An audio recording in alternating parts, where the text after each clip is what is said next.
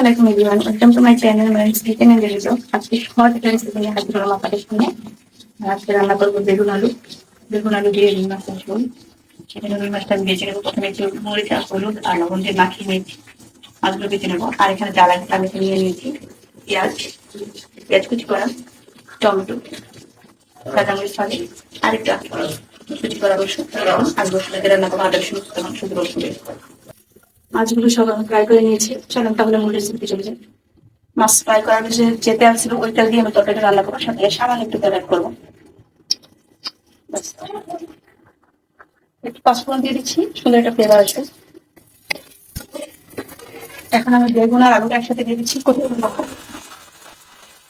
বেগুনটা আলুটা একটু ভালো করে কষিয়ে নিতে হবে।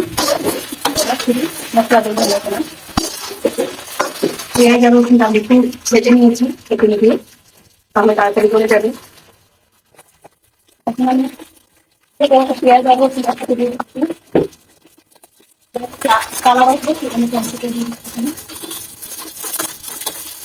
অল্প করে কাঁচামরিচ খালি আমরা যারা ভিডিও মেক করি ভিডিও বানাই দিয়ে করি, আপনারা যদি একটা লাইক দেন তাহলে আমাদের উৎসাহ বাড়বে।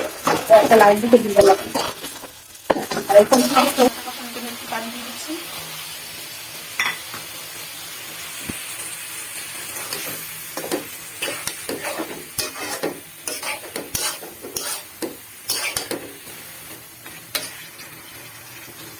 মশলাটা আমার কষানো শেষ, কারণ তেল দিয়ে আমি মশলাটা মানে বেগুন আর আলুটা অনেক কষিয়েছি, সেগুলো গলে যাচ্ছে। আর আমি কষাবো না, এখন আমি মাছটা দিয়ে দিচ্ছি। দিয়ে দিলাম, সবজিটা খুব ভালো করে কষিয়ে নিয়েছি আমি।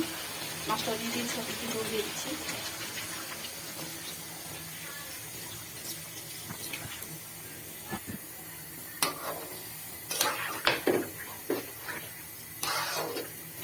তার পছন্দ এরকম বেগুন আলু দিয়ে মাছের ঝোল, অবশ্যই কমেন্ট করে জানাবেন। ফুটিয়ে পাশে কাঁচামরিচ দিয়ে দিচ্ছি, সুন্দর একটা ফ্লেভার আসবে।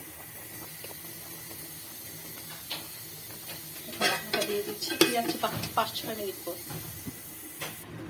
ফিরে আসলাম 5-6 মিনিট পর। আসলে দেখুন তরকারিটা আমার একদম মাখা মাখা চলতেছে। এই জোটা আমি একদম গ্যাসটা নিভিয়ে দিচ্ছি। এখন আপনাদের সার্ভ করে দেখাচ্ছি একটু আমি, কত সুন্দর হয়েছে।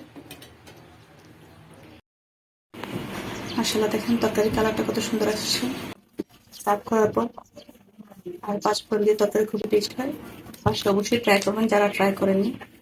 আর আজকের এই রেসিপিটা যদি আপনাদের ভালো লাগে তাহলে লাইক, শেয়ার এবং আমার পেজটি ফলো করে দিবেন।